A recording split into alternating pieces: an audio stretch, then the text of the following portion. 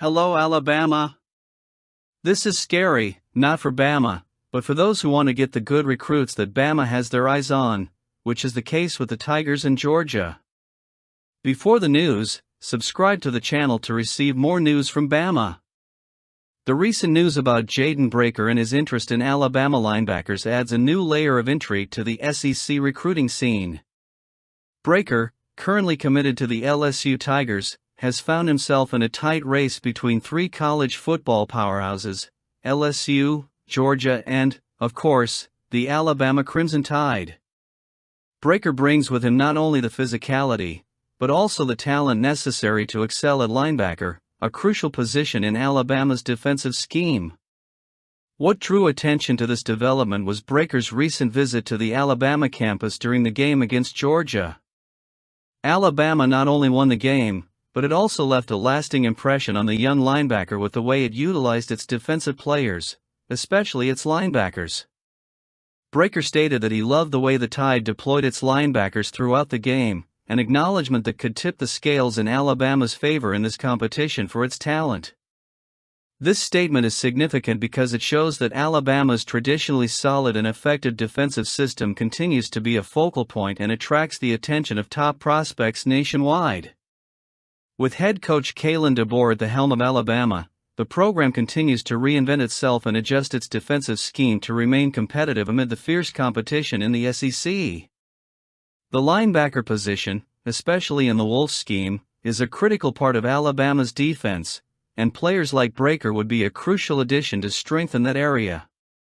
He has shown himself to be a versatile player who excels in chasing the ball, and that skill is certainly an attribute that Coach DeBoer and his staff value. The Wolf linebacker position requires not only physical strength but also game intelligence, something Breaker seems to have in spades. While Breaker is committed to the LSU Tigers, both Alabama and Georgia are trying to gain ground and potentially change his mind. The fact that the Crimson Tide were able to bring Breaker to campus and impress him during a crucial visit speaks to the program's strength, especially in recruiting players at critical positions like linebacker. Alabama has a long history of developing elite linebackers, many of whom have advanced to the NFL, and it should reflect that. Alabama, now with DeBoer, is committed to building a defense that will continue to dominate, and the addition of Jaden Breaker would be a significant step in that direction.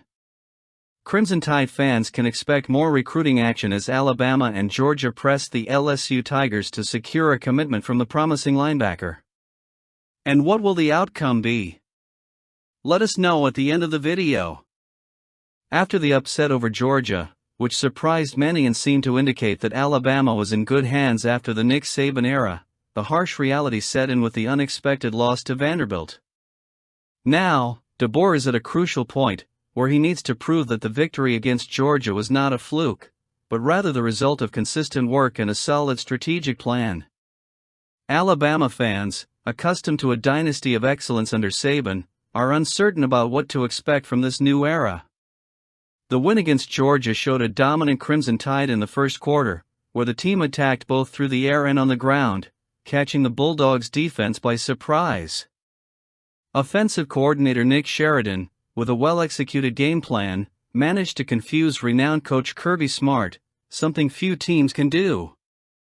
However, that same team was absolutely dominated by the Vanderbilt Commodores, creating a narrative that DeBoer urgently needs to change. The loss to Vanderbilt wasn't just a painful one, it also raised serious questions about Alabama's consistency under new leadership. DeBoer faces immense pressure to show that he can not only win big games, but also maintain a high level of performance week in and week out, something Saban did so masterfully. DeBoer's challenge this weekend against South Carolina is not just to win, but to win convincingly, proving that the Tide are still an elite team in college football.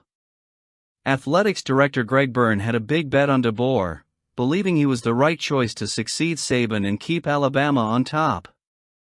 Now, DeBoer has to live up to that confidence. He has to prove that he wasn't a bad choice and that he can continue Alabama's legacy of success. The loss to Vanderbilt has many questioning that decision, and national media have begun to speculate that the win over Georgia was a fluke. Some believe this slip-up could be the start of a losing streak that could cost Alabama a spot in the college football playoffs. The question that looms is whether DeBoer has the killer instinct that Saban so often demonstrated. Alabama needs to be dominant, not just early in games, but especially late. In the Saban era, the Crimson Tide were known for their ability to close games with a physical offensive line and a relentless running game. DeBoer showed flashes of that against Georgia, but the loss to Vanderbilt suggests he still has a lot to prove in that area. The question that haunts the college football corridors and, more importantly, the hearts of Crimson Tide fans is whether Kalen DeBoer is truly the successor who can carry the weight of keeping Alabama among the best in the country. Following Alabama's shocking loss to Vanderbilt, legendary former Crimson Tide coach Nick Saban shared his thoughts on the game in an interview on The Pat McAfee Show. While Saban didn't watch the game live, he made sure to analyze the game in detail upon his return. "It was a tough one," Saban said of the loss that left many fans and analysts stunned. Saban's analysis offers valuable insight into the ups and downs that can occur in a college football season, especially for a program with Alabama's history and expectations. During his appearance on the show, Saban spoke on a variety of topics, but what stood out was his analysis of the struggles Alabama faced, especially on third-down situations. He noted that Vanderbilt converted 12 of 18 third-down attempts, which allowed the team to control possession for much of the game. "You have to get off the field on third down," Saban said, underscoring the importance of this critical phase of the game. The fact that Alabama's defense allowed so many conversions was a key factor in the Commodores' dominance, which ran 75 total plays. Still, Saban also acknowledged that Alabama did some things well throughout the game. He noted that while Vanderbilt had plenty of success on third downs, the Crimson Tide was able to create 18 third down opportunities, indicating that the defense had its moments. But, as he put it, there's no way when you can't finish those crucial plays and get your opponent off the field. In addition to his tactical analysis, Saban made an interesting observation about the current state of college football. He noted that there have been a lot of peaks and valleys in team performance, and that teams that come away with big wins often face disappointment the following week. That emotional roller coaster, combined with a dose of complacency, can be a key factor in inconsistent execution on the field. For Saban, it reflects the importance of staying focused, especially after a big win, something he has emphasized throughout his coaching career. Saban's comment about the big picture of a team facing losses seems especially relevant to the current Alabama team under Kalen DeBoer.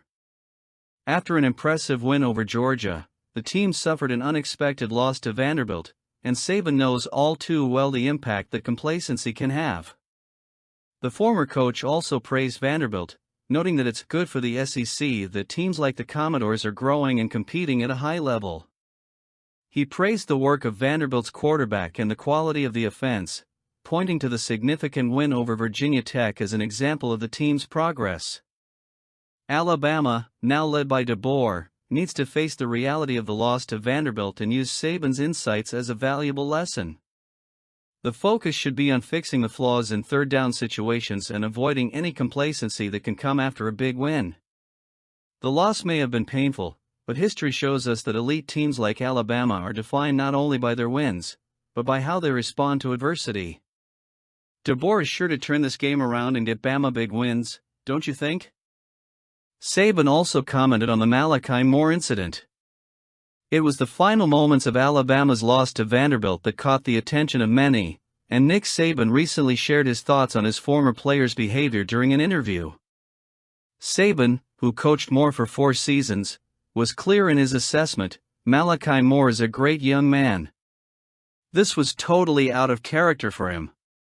With these words, Saban not only highlighted the unusual nature of Moore's outburst, but also made a point of emphasizing the player's character, emphasizing that this episode does not define who he is. During the game, Moore showed frustration on several occasions, culminating in a shove on Vanderbilt quarterback Diego Pavia after a play. In addition, he threw his mouthguard, kicked the ball and, in one tense moment, appeared reluctant to leave the field when the coaching staff tried to replace him with Bray Hubbard. Such behavior, especially from a player with Moore's history of discipline, was unexpected and sparked discussion not only within the team but also among Alabama fans. However, Saban was emphatic in explaining that these types of decisions often arise when an athlete is getting carried away by emotions and frustrations.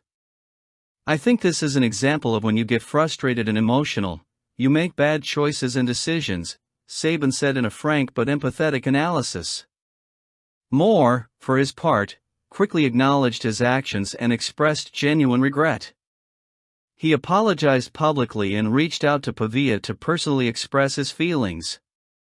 In a gesture of accountability and maturity, Moore admitted that his actions were born out of frustration with the way the team had been playing. "We worked really hard over the summer," Moore said, recalling the hard work he and his teammates put in. That feeling of disappointment, seeing the team not live up to Alabama's high standards, is what, he said, led him to act impulsively. Interestingly, Alabama's current head coach, Kalen DeBoer, also spoke out about the incident. DeBoer, who inherited a team full of expectations, including veterans like Moore, stressed the importance of supporting his players in moments like these. "There comes a point, too, where sometimes, as things go, you have to support your guy," DeBoer said, acknowledging that despite mistakes, support and understanding are key to an athlete's growth and emotional recovery. Saban, in his analysis, also touched on a broader lesson that applies not only to Moore, but to any player who faces adversity. "The thing is, you can't take those things back," Saban said, referring to the fact that once an impulsive action is made, there's no way to undo it. That advice reflects Saban's long-standing approach as a coach, the importance of discipline, self-control and accountability in all situations, on and off the field. Ultimately, the Malachi Moore incident serves as a powerful reminder of how emotions can affect even the most seasoned players, and how adversity can be overcome with accountability and mutual support. Moore, a respected veteran on the team, will surely learn from this experience and will continue to be a key player for Alabama this season. And for DeBoer, this incident reinforces the importance of staying focused and emotionally in check, especially in moments of frustration, which is crucial to Bama's continued success. Let me know what you think. Let me know in the comments.